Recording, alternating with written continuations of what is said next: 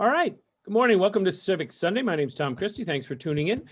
Tuesday night, we did a candidate forum. All 6 candidates for Niagara Falls City Council. There's 3 vacancies, so 50% of them are going to get elected. All 6 have agreed to participate in a project instigated or initiated or thought of by a couple of block club leaders. And literally on the phone, somebody said, wouldn't it be cool if we could talk to candidates for longer than one debate in late October at the library that nobody goes to? Of course, it's COVID, so nobody goes to those anyway anymore. But that from that idea grew into a candidate forum online in a Zoom call, and all 6 have participated in 2 so far out of 5. So it was great. But immediately after a candidate forum with 6 candidates, none of which have ever served in elective office before. Only one of the 6 has ever run for elective office before. We talked with one of the city councilmen. How'd they do? What'd they say? And he agreed to come on and answer that question today for us. So without further ado, there's Ken Tompkins is joining us today. He's 6 years as Niagara Falls City Councilman. So he'll have a different perspective than candidates. Ken, hey, welcome. Thanks. Nice garden. Beautiful look. Good morning. How you doing today? I'm all right. It's not raining. Did you get a lot of rain last night? My backyard, you can walk in and you hear the squishing as you walk. That's a step up because Sheridan Drive and Niagara Falls Boulevard is underwater, right? My stepson, we were over at his house bailing water last night. Yeah.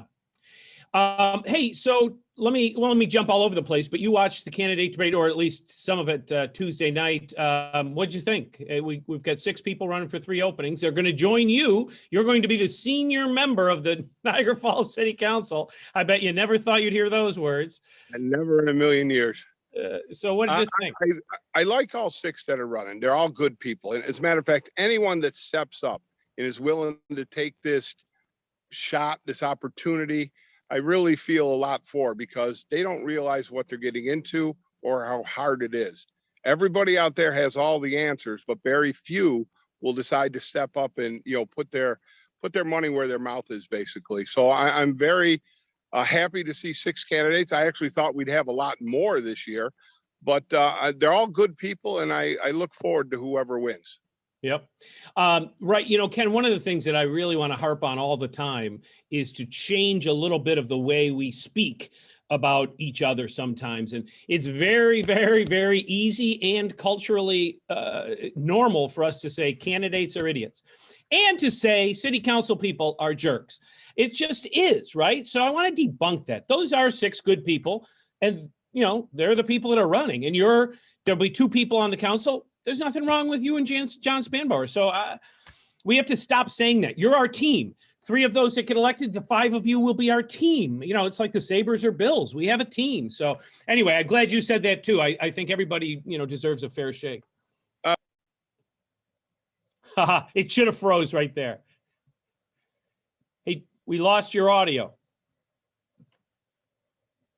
We can't hear you, Ken. Ken, your audio's up. There we go. Okay, we heard none of that. A phone call came through. Okay, good. We heard none of that. So I just ended, and then you got the phone call. I got you. Like I say, people, there's a lot of armchair quarterbacks out there. Everybody thinks they have the answer, and it's very easy to sit back on social media or whatever and blast and blast and blast. But until you're actually sitting in the chair and you see all the decisions that go with making one decision affects 10 other things. You have to know the other 10 things. You have to see the entire scope of it before you can really make a decision. Right. Is that how you decided to run? Were you an armchair quarterback who said, I'm going to get in the game? Was this your first elective office? I don't know you at all. This was my first elective office. I never had a plan to run for office. We were watching Facebook, me and my friends. I still have a lot of my friends from high school. So I got some 40-year-old plus friends out there, or 40 plus year friends. We were all talking, saying, this city, it's really getting destroyed. We need to do something about it. We need to do something about it. So we said, one of us should run for office. Okay. All right, Mike, you should run. You're the most educated. Well, Kenny, I moved to Youngstown. I can't run for office. Oh, okay. Mark, you should run for office. You're next in line as far as the education go. You should run. Well, Kenny, I moved to Ransomville. I can't run. Nicole, come on. You're a rocket scientist. You should be the one to run for office. Well, I live in Sanborn. So you think about it like, shit, I'm the only one left. Was So there I was, alcohol involved at this party? Was there oh, beer being? believe me, they were all out walking, carrying petitions. They were all, 100%. We talk constantly all the time. We try and make, we'll beat it. I'm going to go like this. Well, why are you going like this? Well, this is why I'm going like that. Well, you shouldn't go like that. You should go like this. And this is why you should go like this. So we have a very good communication source, and we've gone back and forth. I've done stuff they don't like. They'll tell me to do stuff that I don't like. So it's a pretty good, it's someone to bounce off that I value their opinion. I know they're well educated. Myself, my only education is Trop Vocational High School, and I wouldn't trade that for the world. Mm-hmm. So under the category of promises made, promises kept, what did you want to do when you first started? And have you done any of it? The very first thing that I did, and it was the hugest, most controversial thing, is I wanted to eliminate the health care for the part-time workers. I actually got it through in the first year that it passed, but then it vetoed, and we didn't get the 4 votes to override the veto. So, and then I tried to get rid of the buyout for the part-time health insurance. I couldn't even get that to pass the first time. So that didn't happen. I've tried it 2 or 3 times since I've been in office, but doesn't seem to be the appetite for it. But I did run on the fact that I wasn't going to take the city health insurance. My wife had a great job. She worked for John W. Danforth for 29 years. We had good health insurance through her company, and then we had an accident. And the accident permanently disabled my wife, and she had she lost her insurance. She lost anything. My work does not offer insurance.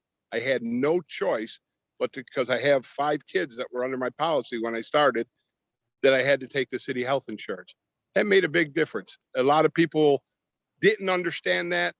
A lot of people did, but that was the most controversial thing besides the garbage tax in my career here. Well, then, that's a great story. Do you think everybody should have health insurance? I think every person should have health insurance. Yes. I still don't really think that part-time employees are worth having full-time health insurance. I really don't believe that. I mean, our salary is $12,000 a year. Our benefit is twice that. I don't think that's right. Well, regardless of employment, you just think in a perfect world, people should have health care, right? Absolutely. I think they do. I mean, healthcare. I mean, not everyone believes that. I mean, that's an easy statement, but not everybody believes that. My wife was in her late 40s. Nobody saw a car accident coming that would take you out of the game. We figured we had another, 20 years making money, building our retirement, doing stuff, and pop, everything changed in the blink of an eye on an accident on the Grand Island Bridge. You don't expect stuff like that in life. It was totally unexpected. Not something that you could see coming, really.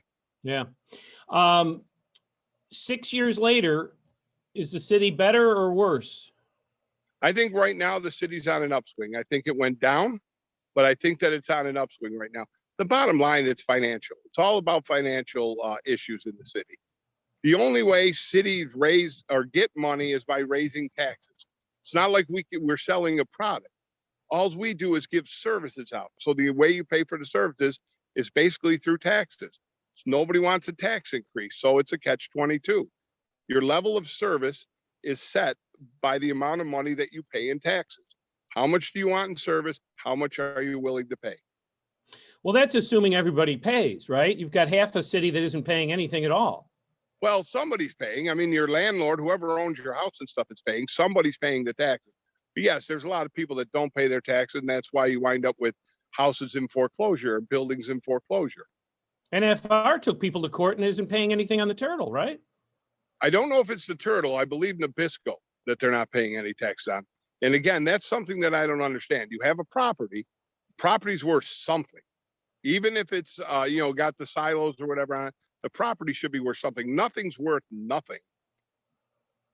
So I don't understand how the judges were. You're in government. Government gives so many tax breaks that not everybody is paying anywhere close to the same amount.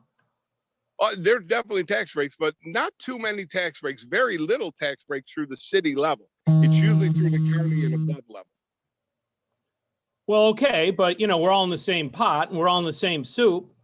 Believe me, if I could change some stuff, I fight with the state government all the time, and I'm not real pleased with what the county level of government does in a lot of respects too. I mean, there's a lot of stuff that I've seen come forward on the county level that I thought was a no-brainer. We should do it, but people protect themselves. They protect their friends and family plans. and they don't, they don't allow what you would think would be a normal thing to go through. How do you go after that? How do you work for that as a councilman? And how will the next council work with that? Because like you're saying, I think you're saying Niagara Falls is being abused by other levels of government. Well, I absolutely believe that. I absolutely 100% believe that. But there's not a lot you can do except be vocal. We don't have a council's job, and what a lot of people don't understand, the council's main job, main priority is the budget. We're the legislative body controlling the budget. The mayor proposes the budget, he brings it to us. We can change some of the stuff in the budget, and then it's up to the mayor to dispatch the budget. A lot of stuff comes before us that we have to approve, little spending here, spending there, different monies, community development money and stuff like that. But people don't understand it. They think that we have some of this power. When you talk to the candidates out there, they say, oh, you got to create jobs. Okay, how? Tell me what, in controlling the budget, how I can create a job. Because I'd love to create a job. I'd love to create 1,000 jobs. But please tell me how to do it.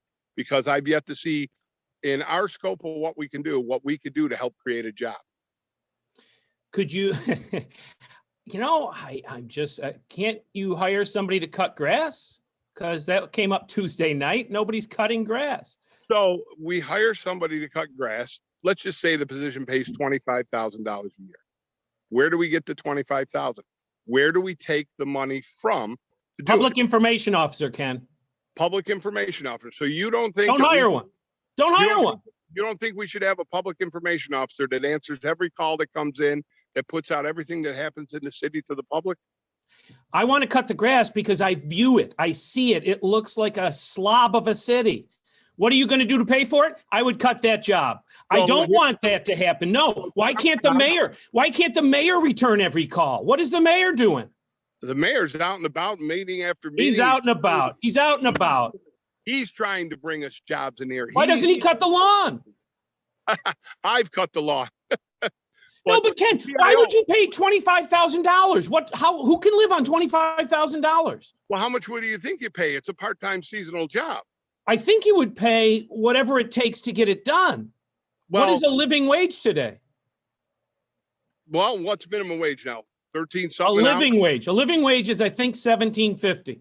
So if we took everybody and put them up to $17.50 an hour that works for the city at the the jobs that are like the cleaners and the grass cutters, we would have to eliminate probably a half dozen to a dozen positions. Why? So we're going to ask people to do more work for less. Why? We don't have the money to pay. Why don't you raise more money? Where would you raise money from? You raise taxes. Why doesn't the Nabisco plant pay taxes then? That's a fee. They went to court. They won in court. I'm not familiar with why they won in court. I don't know what happened in court. I'm not a lawyer. I didn't see how it happened. I, just from the outside, am like you. Why don't they pay taxes? I don't understand it, but somehow they won it in court. I don't understand it because I spend an hour a week thinking about it. But you guys on the council might know more than I do. Why? They went to court and they won. I mean, their lawyer beat the lawyer that was representing the city. Now, whether we go back after him again, I would hope we would, but I can't say that. So during the last campaign, I think one of the candidates, Seth Piccirillo, proposed taxing buildings at what they are valued at. And the other candidate who won said, you're an idiot because that's a state law and you don't understand. So, okay, so if it's a state law, have you written to the state legislature saying, please fix this, egregious thing where they pay no taxes on a building they have for sale for $8 million? Land value tax is bad in a lot of respects too. So I had a house on 20th Street, 20th and Grand. I had the extra lot next to it. So they would have said that the house on 20th Street is valued at, let's say, $75,000. That means that the land next to it, the empty lot, is also valued at $75,000 because it doesn't matter what's on the property. It's saying that that lot is worth X amount of dollars. So how is that fair? Why isn't it fair? Just adjust the sliding scale and charge them less. So you can't adjust the size. You're saying land value. So a lot that's 33 by 180 is worth $75,000 with a house or a building on it or not. There's no changing it. Either that lot is worth that much or it's not. Okay. It's not about what's on the land. I'm not saying that. After, because with all that land empty, He's saying that that land's worth $10 million. Now, Even if it has buildings on it, they're saying it's worth $10 million. that's not what I'm saying. So, okay, it's $75,000. Just charge 8% instead of 15% and make the person pay the same amount. But that's, how is it fair to pay the same amount on an empty lot than it is to pay something with a 2-family house on it? No. I'm just saying you don't have to raise the rate on the homeowner for, you're now going from Nabisco to Mrs. Jones on Independence Avenue. But the problem is it affects the Mrs. Jones too.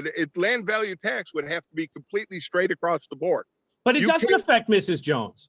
It does affect Mrs. Jones. Why? Because you're taxing on the value of that piece of property that Correct. they own. Got it. We're on the same page. Right. So they're saying that a lot 30 by 100 is worth X amount of dollars. And that doesn't matter if it's commercial or not. So when they figure out what a square foot of land is worth, they have to charge that straight across the board. Yeah. Okay. I got no problem with that.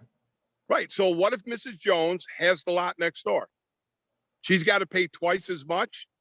No. That's where you lose me. Well, because you can't vary it. When it's a land value tax, it's simply on the land, the 30 by 100 piece of property, no matter what's on it. So if you got a piece of property with the Taj Mahal on it, it's worth $100. You got a piece of property that's empty next to it, it's also worth $100 because it's the same footprint. It's charged by the footprint, not what's on the footprint. So charge the footprint a percentage. That's what we do in taxes, right? She pays a percentage. No, you would pay a percentage, but that same footprint next door is going to pay the exact same amount. Correct. You can't vary it up and down. But now that you're getting it twice, just lower the percent. How do you just lower the percent? You do. You're a city council person. Set the tax rate. How do you just lower the percent? First of all, taxes has to be square right across the board. Whatever your tax rate is your tax rate, no matter where you live in the city. Correct. Everyone says you pay more in LaSalle or more in DeVoe than you do the other way. Everybody pays, let's just say, $18 a hundred. Right. No matter where you live. It's just so you're going to charge that woman twice. So you're going to charge her twice. Just make it 9 per 100, right? Now she's paying 18 again. But then you have to do 9 for everybody in the city. Oh, no, but now NFR has to pay 9 where they paid 0. Exactly. But that's still not right for people that have a residential with 2 properties. It's right. We charged them the same dollar amount. Anyway, Ken, here's the point. If Nabisco pays 0, the person pays more. You need more money to hire a grass cutter and you can't get it. Where are you going to get it from? Oh, like I said, for some reason, Nabisco was able to go to court, and I don't know how they proved that land downtown Niagara Falls was worth nothing, but they did. Again, that's not something that I can tell you. It's something to deal with the lawyers. If I knew the answer, I'd give you the answer, but we went to court and we lost. Did you go to the lawyer and scream bloody murder? I mean, that's paying 0 taxes and you need money. The lawyer is no longer with the city. Yeah, but it doesn't matter. You were there. They were there. It happened. Well, no, we did. We did. It's like, how can this be? Craig Johnson. Craig Johnson was the lawyer, right? Yeah. For the city. And Craig's a good man. It just, I'm sure that someone like NFR and Howard Milstein had a pretty good lawyer. So a rich billionaire from Manhattan will always beat our poor upstate city and we should just get used to it? Not always beat our upstate city, but so far he's done a pretty good job. I think it's 100% so far, right? I can't tell you 100%. I'm sure we won something here and there, but nothing of consequence. What are you going to do to raise more money? The only thing you can do is raise taxes. So what we're trying to do now is cut where we can. We're doing a lot. This mayor has been doing a lot of consolidation. We're working together with the school board. We're working together with the county to try and do more cooperative items together. Could be purchasing, could be sharing planning and economic development services. We're trying to bring the cost down. That's the easier way. We'd rather do that than raise taxes. How much money do you think it would cost in total to cut the grass every single year? 100,000, 100 million? Oh, it wouldn't be 100 million. I think that we pay the contract for the outside cutter. I think it's around 40,000 a year. And then you have your Zoom team, clean team that has, I believe, about 4 or 5 guys. And I think they're probably 30, 40,000 a year. So you could probably do it for 150,000. So has anyone on the council thought to send a letter to your state representative saying we need a member item for $150,000? I have talked to our state leaders for a whole bunch of things. Our state leaders, the two locally, great guys, but they have no power. They're in the minority power. They don't get the slush money that they used to get when, like, Mr. Ort was in the main power. He got good money back then. But once you lose, control, you're no longer the party in power, you lose all them extra funds. We get very little from the state. So you're not going to ask because you think they don't have it. No, I have asked. I've sent proposal after proposal out. So For far, I've grass gotten cutting. nothing. What's that? You've asked for $150,000 for grass cutting. Not just for grass, no, but I've asked for money for trees and sidewalks and the other stuff that goes along with, living in the city that has issues like we do.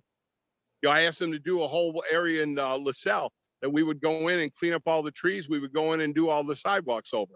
By freeing that kind of stuff up from our city workers doing it, we got more people that could be out there cleaning and cutting lawns. You mentioned the city was down and then back up again. What's back up again? What happened? What's Well, up? we're starting to move forward with the consolidations of services. We're starting to tighten our belt as far as what people do. He's tightening the departments up. They're changing positions, creating new positions. So, in the city, a position is a position. If you're a grass cutter, that's all you do is you cut the grass. You don't sweep the sidewalk, you cut the grass. So what they're doing now is they're creating different positions, which are, you not only cut the grass, but you sweep the sidewalk when you're done cutting the grass. They're trying to create the positions that are more inclusive to do a little bit more than the specific of your job. Is that a union contract thing? It is a union contract thing. So the union's agreeing to change the jobs. Sometimes the unions don't fight. Sometimes the unions do fight. It's always a fine line that you have to walk. They don't want their work taken away from them, and they'll fight when they feel that it is taken away. But they're also realistic, knowing that the city has to do something, or there'll be no job for anybody. Will that mean that sounds like the city's bankrupt? There'll be no jobs if we don't do something? A lot of people talk about bankruptcy. When I heard you ask the candidates the other day, the city can never go bankrupt. The city won't go bankrupt because A, we have the promise, and on paper, we have the casino money. That's always an unknown amount that'll be coming in. B, you have a lot of things. You have buildings, you have equipment. All that has to get gotten rid of before you can be truly into bankruptcy. You'd have to, liquidate your assets, basically. You'd have to sell what you could possibly sell. So bankruptcy is not as simple. It's not like you and I can go bankrupt. It's not that simple. There's always money coming in. There's money coming in from taxes. There's money coming in from developers for permits and stuff like that. So it's always an unknown amount of money coming in. So it's not so simple to just say, we're going bankrupt. I think one of the candidates said that the city budget last year that was passed was structurally out of balance when it was passed. I didn't know what that meant. What did that mean? Our budget was not out of balance last year. The only thing that affected the budget was the COVID stuff. Nobody knew what your revenues that were projected would be. But I give great credit to our comptroller. He was so dead on with his numbers of what he thought we would lose from COVID. I mean, he was within like $100,000 on $4 or $5 million. We have a very strong controller. We had a strong one before him. He did very, very well on keeping us. And this year, when they made their projections, they brought the projections way down from what they had in 2019 because we don't know what's going to happen with COVID. This year, we're doing very well because it came back sooner than we thought it would, and we're starting to get ahead of some of the projections. One city councilman actually told me we're a poor upstate city. Get over it. Do you think that? What do you think Niagara Falls is? What do you think it should be? What do I think it should be? What do you think it is? And then what do you think it should be? I think Niagara Falls is struggling. I think that we lost industry was our main industry. All the plants around the city. But my dad would tell me that you could walk into Hooker and work for 3 days, decide you don't like it, you get out and you walk next door to Allchem. You can get out of Allchem, you can go to DuPont. You get out of DuPont, you go to the next one. He said there were jobs aplenty. Nobody worried about anything. A lot of the folks that are around today, the elderly that are around, their family worked in the plant, so they have a good pension. The problem is when you're getting down to my age, that job wasn't so plentiful back then, and that changed. Niagara Falls was very slow to embrace the change. We never truly embraced that our main product should have been the falls, should have been the tourism industry. And we fell way behind on that. And now we're trying to catch up. And I think we're doing a okay job. I wish we could do a better job, but I find a lot of that fault is with New York State. Why the state? It's the city. Think about this. You have the power authority all over our land. You have New York State parks. You have 3 bridges and you have a casino. Why are we poor? What do we get from the state parks as far as revenue for the host municipality? Absolutely nothing. How do you get to the state park? You drive through our roads to get there. You go to the bathroom in a state park, it goes through our sewer system. You go to the state park and you get hurt. The fire department comes. Our fire department goes and can spend hours and hours and hours with a ton of manpower over there that the city residents have to pay for that and rely on backup from the volunteer organizations around them in case there's a fire at their house that they're paying for fire service for. When the police arrest someone down at the parks police arrest them, but they hand them off to the city police and we have to process them. We should get, and I fought for this for years. I brought it up during my election the last time, and Assemblyman Morinello said, oh, it's an election ploy, it's an election ploy. No, it's not an election ploy. I brought it up years before that. We should get a surcharge as the host municipality on both the parking and the Maid of the Mist and the Cave of the Winds. They charge $10 to park. We should get a $5 surcharge per car. They charge like $20 to go on either of the attractions. Make it $22. The money doesn't come from the state's cut. The money comes from the tourism that's coming in. And if you go on a ride and it's $20 to $22, it's not going to blink an eye. $15 to park is a deal. You go to Disney, it's like $60 now. I mean, there's ways that money can be made that's not off the citizen, but it's off the tax, it's off the tourism that's coming to the city. That is what most places that have tourism would do it. Now, the power authority, they use so much of our land and our water and our power, and we get little. I think it was $50 million over 50 years. That's nothing. That's chump change. Brian Higgins has done fantastic about getting them to do little projects here and little projects there. And by little project, it might be $1 million project. But we should have a very why do we even have an electric bill with such a large producer of electric here? Well, now you're talking. Now you're talking. Hey, wait 1 second. Let me ask one thing. People can ask questions. Angela Morinello wants to ask a question, but let me just ask a simple thing of how is it even possible? Like, why would the fire department go onto the state park if we're never getting reimbursed? Well, I know it's human nature to save a life, but why don't they just say, sorry? Because it's catch-22. It's catch-22. It's kind of our land, but it's not our land. You're in our footprint, just like we have to go to the casino when something happens there. Now, that's a private enterprise, but why do we go there? It's our citizens a lot of times that are there, but it's morally right, I guess I would say. You know, you have to kind of do that. You can't let somebody die. What would it cost for the state parks to do something like that? You know, to have their own equipment and be trained the way our fire department's trained. Well, exactly. I mean, you have to go in. There's that thing. You have to morally go in. On the other hand, why, with no money, would anyone ever go in? Like, how has this not been resolved? How are you and I on a Sunday talking about this? I have sent letters. I have worked with our local leaders. I'm working with other local leaders, and I'm going to keep pushing on this because it's the right thing to do.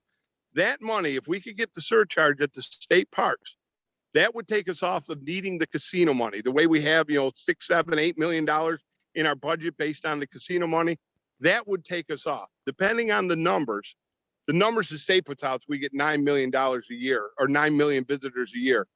That would be huge. The amount of money we get, that'd be $18, $20 million.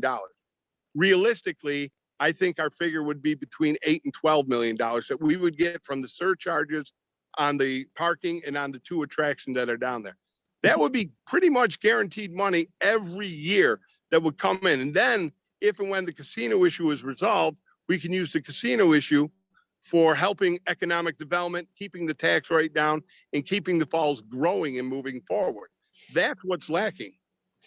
Before we go to the question, let me just ask real quick on that. I think when the Seneca stopped paying, I thought the governor said, I will pay you until a certain point, until has the state been making you whole for this, the money? State has definitely been making us whole for that, and that is a wonderful thing to do it. But remember, the state come in and took the 50 acres of land in the heart of downtown. They took our convention center.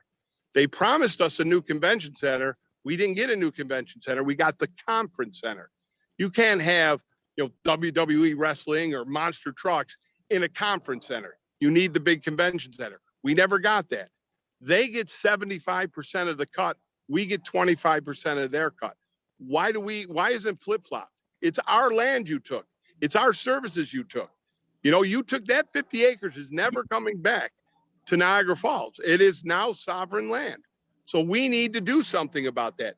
Rob Ort went after that at the last time that there was hearings on that. He's saying it should be flip-flop, but you get the people in Albany, upstate, the people from New York City, that area, they don't care about Niagara Falls. And they're the ones that control New York State. When you look at the elections down here, Niagara Falls, Buffalo, Cuomo doesn't do so well. You look in New York City, they like him. He wins there. Doesn't really matter what we do because that's where the power is. Yeah. But Ken, you're getting an event center and a brewery on 3rd Street with 14 jobs. I mean, you're not factoring in the convention center loss. You're being repaid with 14 jobs on 3rd Street. Let's go to the question. I wish you were sitting next to me right now. I know. It's great. Pop you upside the head. Let's go to the question. Mike, if you can bring Angelo Morinello in, he's got a question. Oh, Tom, I hit the wrong button. I'm just listening. I don't have a question. Oh, okay. Get out of here then. No, I'm kidding. just listening. So when we talk, I'll bring it up. Thank you. All right. Thank you. So I just want, Ken, I did want to make, because the governor did promise that, and that was he has done that. Yeah, you switched from kind of like that was like special event money to kind of you rely on it now. It's gone into the budget as a main income, right? Right. But since I've been on the budget, we've taken it from 13 million that we used down to about 7.5 million that we used. So the council that's been current has been slowly but surely weaning us down on it. But to wean us all the way off is going to be virtually impossible. Sure. And you just had Ange. Ange fights hard for our area. He fights very hard. The problem is he's in the minority. It makes it so difficult for him. He's a strong advocate for us. Like I said, the advocacy only goes so far because party plays everything, it appears, in politics. You got to be of the right party. And if you're not the right party, you can do some, but you can't do as much as you wish. So that's absolutely true. However, I don't know that we should make the reason we would get rid of an Angelo Morinello because he has an R after his name.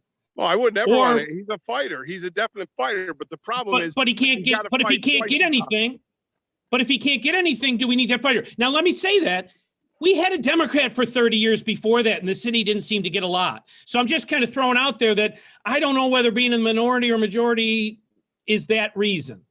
Well, Niagara Falls has never really helped themselves. We've always the administration before this kind of kowtowed to the governor instead of standing up and fighting for the governor, against the governor for the city. It's a fine line that you work. You want to be in the favor of the governor, but you can't be in the favor of the governor. You got to be in favor of the people in the city. And we should have been fighting for this for years and years and years. It's not something new. It's just that it took us this long to get this deep into the hole. I like when you said earlier, if you can't get something done in 2 terms, that's it. You're a term limit guy. You're not running again for that reason. What do you think the next council or in your final 2 years, what is our number one priority in the city? And having said that, we know you mentioned industry had gone. It went way before I even joined the workforce. So that's just becoming ancient history. But what is our number one priority? We haven't even named tourism as our number one industry. So what's our priority? Tourism is our number one industry. Not anywhere we're printed. That's not printed anywhere, Ken. No one else agrees with you. Well, what else would be our number one? Buffalo. I'm all for it. You know, Buffalo has a great medical corridor, so we can have a small medical corridor, but we're never going to get what they have, 20 miles away. Why would you put two so close to each other? So you don't have that. We don't have industry. We know industry's not coming back. What's left? What's left is tech jobs or tourism. So the greatest thing we could do is tourism along with the tech jobs. So you're willing to say, because really not everyone is, tourism is Niagara Falls' #1 industry. Tourism has to be Niagara Falls' #1 industry. It is. No. It is. We have one of the 7 natural wonders of the world. How? Everybody, you go anywhere and say water, water, water, they're going to know Niagara Falls. Niagara Falls should be booming just based on that. Why we're not is beyond me. We have 3 international bridges real close to us. We have an airport right here in the city that can handle just about any plane that can drive, fly in the air and land. You can't beat it. We got trains here. We got bridges. We've got, a big mass of people to draw from. We've got 48,000 people with one of the highest unemployment rates in the world right here in Niagara Falls. How come? It's a good question. I really do believe that the previous administration put a lot of money into low-income housing and stuff like that. When you bring in low-income housing, you're usually bringing in people that have maybe not the ability to work. Maybe there's stuff that's happened in their life that doesn't let them go out and join the workforce in a really good job. Could be lack of education, could be just many factors that could happen in life to do that. But by bringing everybody into here, now what do we have? We have a poverty level, below poverty level group of citizens here. And it's tough to get people to break out of that mold. Do we have a housing policy to utilize any of the housing stock that we have? I know we're working on some housing policy, but right now, no, there is no housing policy. So back to my question, maybe it's housing, but what is the #1 thing that we could all get behind to work on? #1 thing. If I was thinking the #1 thing, I hate to say this because it doesn't do much, but if people started taking care of themselves, their property, and the area around them, I think Niagara Falls would be huge. If people cut their lawn. And while you're cutting your lawn, how hard is it to cut the empty lot next door? Well, I think that's illegal. No. They can't do that. Not illegal. I think it is. It is not illegal. Okay. You tell me who's going to arrest you for cutting a lot next to your house. I think it's not possible. We've had that Tuesday night. I think the block club leaders were telling me it's not possible. I was out. I started the weed whacking mob 3 years ago. We were out cutting lots all over the city. We didn't get arrested. We didn't get charged. Nothing happened to us. All right. Hey, can I say this? That you're telling me, a city councilman is telling me anyone with a lawnmower can go cut any property that has lawn grass. Ken Thompson. Legally, I can't tell you the law, but I don't see where anybody would get in trouble for doing that. Wow. That's a sea change. A sea change from what the block club was telling me. Like I said, I can't tell you how many lawns we went out and cut. We're cutting lawns that we have one lawn. I'm 6'3", was taller than me. We're back in there with weed whackers and everything else trying to take that down. And neighbors come out and thanked you. We had places when we were out there, people were bringing us water. They were bringing us treats. One guy gave us a weed whacker. People were very appreciative of what we did. But it's the same thing. Even if you're not cutting the grass, you see that big pile of garbage out there. Can't you bag up that garbage and throw it out with your garbage? I still am not grasping what the #1 problem is, but what do you think the Falls could be in 10 years? I think the Falls can be doing very well in 10 years. I like the way they're going with the administration right now. I like how he's trying to save money. By saving money, working with the state, with the USA development, I believe that's going to fill some of the empty buildings that have been empty for years down there. People are going to start looking and seeing, hey, look, they're getting more and more successful businesses down there. Maybe it's time that we can do it. I see Brian Archie keeps popping up in here. Brian, just so you know, some of the lawns, once we found out that it was an issue as a city employee, I pulled the trailer and stopped. The guys all cut the lawn. So don't say it can't be done. It's a matter of if you will it to be done or not. It boggles my mind that I don't think citizens all over the place can show up with a lawnmower and start cutting lawns. I don't Why think not? that's possible. That's what we did. We were just citizens. I didn't do it as a city councilman. I did it as a citizen in Niagara Falls. I'm both. So a cowboy mentality is preferred to having city workers do the work. And then they weren't city lawns. You got to remember, there's different lawns in there. Joe Schmo may own the house next to me and leave it and not take care of it. That's not a city-owned lot. That's a privately owned lot. Go ahead and cut that lot. Now, the city lot, the lot on the corner of 7th and Walnut, that's a city lot. Then you're crossing line and taking away their work. But if that lot's getting 2-3 feet tall and it ain't cut, I'm not going to yell at somebody if they go out there and cut it down. Well, that's you, but the police might or somebody else might. This sounds like the Wild West of cutting lawns. I don't know whose lawn is city and whose lawn isn't. But, you mentioned Brian. Brian has a question here. Let's see if Brian It's real can come easy to in. find out, Tom. You look on oars. Yeah, okay, right. Brian, can we get Brian in to answer his question? Well, it wasn't necessarily a question. I was responding to Ken. So I'm not saying what you can't do.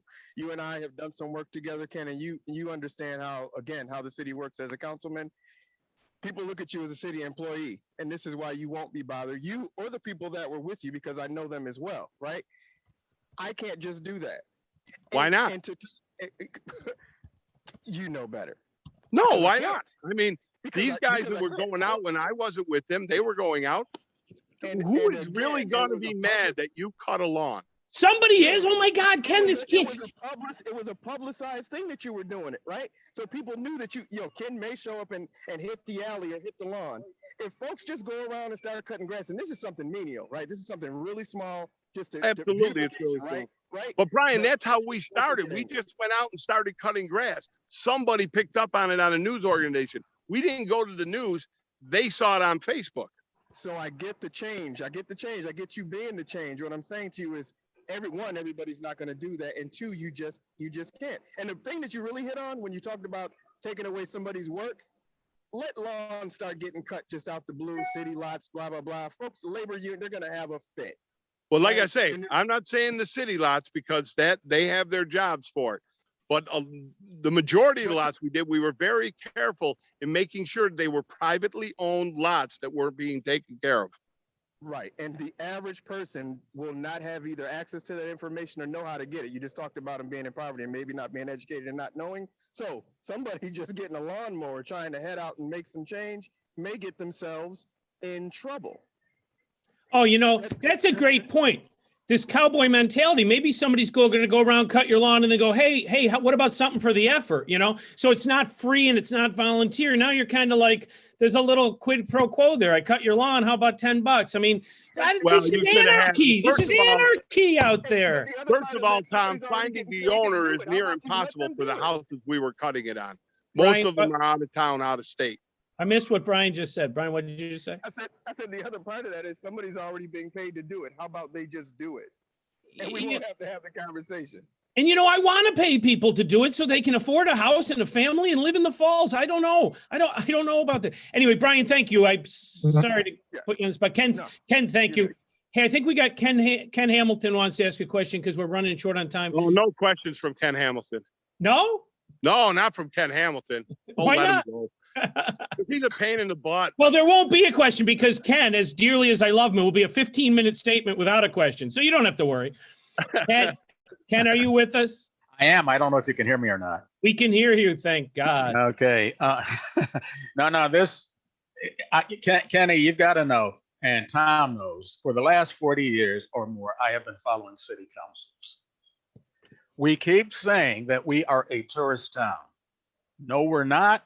We never have been a tourist town. We have everything in Niagara Falls that we need to be successful. You mentioned the bridges to Canada. You said 4.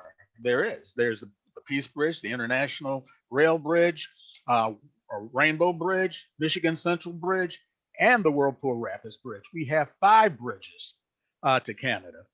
We have rail systems that run throughout the entire city. We have a great street system, a great road system. Some of the streets have problems, but the systems of roads, we could get any place in Niagara Falls in minutes. When we had 100,000 plus people in the city, I asked my aunt, she's in her 80s, 90s now, and we got into a conversation. And I'm saying, we're not a tourist city, we're an industrial city. She says, no, we're not, we're a tourist city. She says, when I first came to the city, I worked in the tourist industry. I says, well, where'd you work? I didn't know that. She says, I worked in the bed and breakfasts. I says, and the owner, I asked her what she did. She said she cooked and cleaned. I said, did you work there all year? She said, no. I says, but the owner made enough money off of the tourist season that he could live throughout the rest of the seasons without money. She said, no. In the wintertime, he went to work in those very factories that you were talking about with your dad being able to go from one factory to the other. There were 35,000 factory jobs along the Buffalo Avenue corridor. Hyde Park, College Avenue, Highland Avenue corridor had 15,000 jobs. We are an industrial city with a tourist sector. I have been, years ago, this is probably before you got interested in politics. Hey, Ken, we have a time limit here. I'm out of time. Right. Well, I'm refuting that if we keep thinking that we're just a tourist city. Well, we're not an industrial city anymore, Ken. Pardon me? We're not an industrial city anymore. But we can be, is what I'm saying. But we've made up our mind that we want to do the easy thing and have somebody else take care of our government. Let me say one other thing. The committee system, our government, you are an agent. You're a great guy. I love you like you were a brother. I love you like we have the same first name or something. What we have in our government is the inability to manage all of these things. And we have not all of these assets that we have. And we've not properly managed them because we do not utilize that committee form of government for which the city charter was set up to do. Everybody has to be an expert at something on the city council and be resident expert. Someone has to be looking at industry, but everybody's looking at tourism. Somebody has to be looking at finances. Everybody's looking at tourism. We have the power plants. You mentioned that. That makes us as an industrial city. We have the waste treatment facilities, the dumps, the everything. We've got that. Ken, is there a question? We got that. Until we realize that we're not a tourist city, that we're a city that we could do everything on, and that we never were a tourist city, we're going to still fall into the same demise as always. Go ahead, Tom. All right, Ken, thank you. I got to cut you off. Thank you. Hey, I forgot to ask, and it's an unanswerable problem. So it will just, but tourism goes hand in hand with, things like our bad crime rate. Can we get crime under control? What's the real problem here? How come? What can we do about crime? I'm not saying crime's not bad here, but if you watch the paper, you watch the TV news, crime is on an upswing, violent crime all over the country. I don't know if it's COVID got people stir crazy, people got that hurt financially, but crime is on an upswing all over the place. We have a relatively new police chief. I see him working extremely cooperatively with other agencies around. You're seeing the sheriff in town more and more. I've seen Lewiston, Grand Island, Town of Niagara more and more in the city. State troopers are here. I've even seen the Border Patrol pulling people over. Not enough manpower, very tough to do. People won't speak. Everybody's afraid of being the snitch. I can't believe that people don't know who causes this and who causes that. Somebody knows something, but they won't come forward because you can't be a snitch in this city. I have faith that our police department will come to us if they have more needs. I don't see anyone on the council not trying to give them what they need if they've got a good solution to try and help solve some of this crime. I believe they're doing a pretty good job for the resources that they have. Again, would I love to hire a whole bunch more and be able to stop this? Absolutely. But the bottom line is you got to pay for it. Is it a manpower problem? You don't have enough police? I think it's partially a manpower problem, yes. Interesting. They're down, since I've been on the council, they're down, I believe it's 15 men that have been eliminated through attrition and such. Well, why haven't they hired 15? Money. You don't have enough money to hire police. How much do you think a police officer costs a year? I don't know. I don't give a shit. What do you need money-wise? Why don't you get more money? Again, how do you get more money, Tom? You You're a raise tax, city councilman. I'm not. you raise taxes, Tom. The people of Elect Niagara Falls cannot afford more taxes. So you have to find alternative ways. In alternative ways, if they were simple, everybody would do it. We're following the instructions of there were 2 financial review boards, one from the state, one from local prominent business people in the area. Both of them said that we should do a garbage fee. We did a garbage fee. People went crazy. Reassessment should be done. Everybody says reassessment will be done. It'll help straighten out the tax burden in the city. That's something that nobody seems to have the appetite to do. I'm hoping that this administration is going to get the appetite that we'll be able to do that. Consolidation of services. Slowly but surely, we're knocking off what these state people are telling us to do. We're knocking it off so that we can get to where they say we should be. We're knocking off what to get to where? Their recommendations on how the city could save money and build their economy. Now, the state commission, what they recommend, a lot of stuff that they recommended comes with a caveat. We do what they say, and they may help pay for it. They may give you, a year's salary or 5-year salary for, you hire a new policeman. They'll help. They'll give you perks if you do what they have recommended. Only a couple minutes left. What have we forgotten to touch on? What can outsiders, anyone who's not you 5 people on the council, what can we better understand to help you do your job? Start just maintaining your own space. Help your neighbors. I mean, a lot of the blight, and blight is huge. Blight creates a negative impact. Negative comments, everybody being negative, does not help. Start helping out a little bit. I don't mean go out of your way, but you have someone next door that doesn't get their garbage out, or it's kind of messy. Ask them, hey, can I pick that up for you? Or just fine. You see a lot with all the wind blew everything up against the fence or in the bushes. Take the 20 minutes and pull it all out. Put it in a bag, make it look a little better. Just do your area if you have to. But a lot of people don't do anything. All they do is they'll call up and they'll go up on Facebook and they'll blast. Oh my God, there's a flood over here on the corner of 19th and Walnut Avenue. Did you call the water board? No, but I came out here and I bitched about it. Well, why wouldn't you make the phone call first and see if you can get the problem resolved instead of going on Facebook and blasting everything out there? So we're all just whiners and complainers, and the city will be fine. No. There are some very, very, very good citizens out there, that people that care and people that do exactly what we're talking about. But there are a lot of people that are whiners and complainers. Maybe you're not able to do it, but maybe you could talk to someone that is able to do it. If you create a positive outlook, you will get a positive outlook. Okay, well, that's a Sunday type message. That's an upbeat Sunday message. Thank you. You had said, I think, I didn't follow much, but I think you resigned from the party, right? You're a member of no party now. I'm a member of no party. I do not believe in party politics at the level that we have here in the city. Right now, everybody that's in office, running for office, shouldn't have an agenda. What they should have is a want to improve Niagara Falls in the best of all their ability. So you shouldn't look at, I can't do that because I'm a Democrat, or I can't do that because I'm a Republican. Everybody has good ideas. Everybody has bad ideas. What we should be doing is finding who's good, who's bad, using them ideas, regardless who puts them out. Whether it would affect this party or that party, that shouldn't matter. What should matter, and the only thing that should matter, is what affects the citizens of Niagara Falls, and then after that, Niagara County. And then New York State and everywhere. And New York State, et cetera, et cetera. But let's get through Niagara Falls and then Niagara County first. That's a task in itself. Right. So you serve 2 more years, but you won't be running again. So you'll be on the council. I will not run for city council again. Yep. But you'll be on the council as a senior member for the next couple of years. There we are. And the city's on an upswing. We're okay. I do believe that with this administration, I see us starting to climb. The money that the federal government gave us, that $57 million, I could see a lot of help coming from that money. It can do a lot of things that we normally wouldn't be able to do because we would never be able to gain that kind of money in a short period of time. What are we going to do with that $57 million?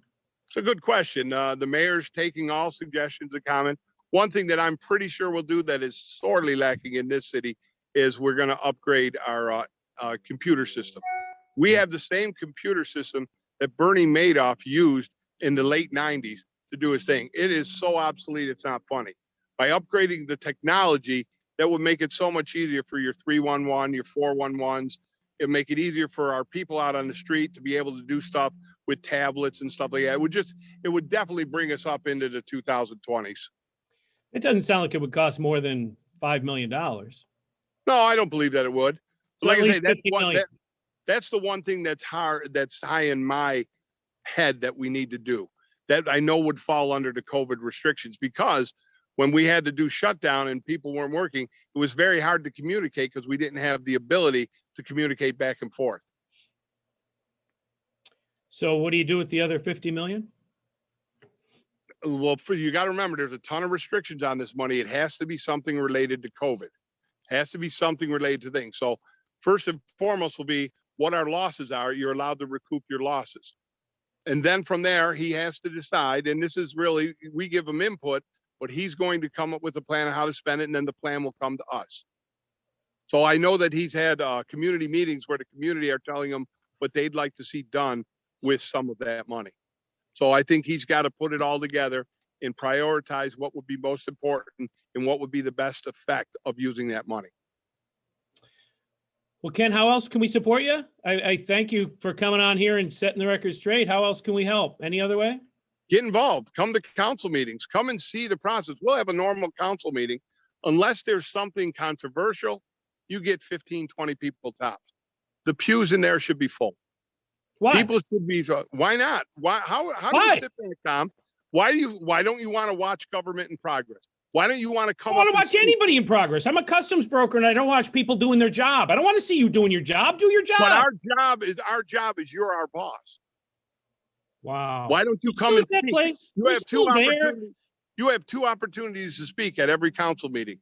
You could speak on the good of the community, which is basically speaking on anything, and you could speak on something that's on the agenda, which means you could see something that you don't understand or you don't like. You get informed by coming to government. You get informed by seeing what's going on and hearing the conversation that's going on between us, each other, and us and the administration. All right, Ken, we're out of time. I can't thank you enough. You've given us a clear picture of what goes on in the city. I appreciate that. You enjoy your Sunday. All right, have a good week. All We'll see right, you. Ken Tompkins, City Council member of the City of Niagara Falls. Hey, we'll see you next Sunday. Thanks. Bye.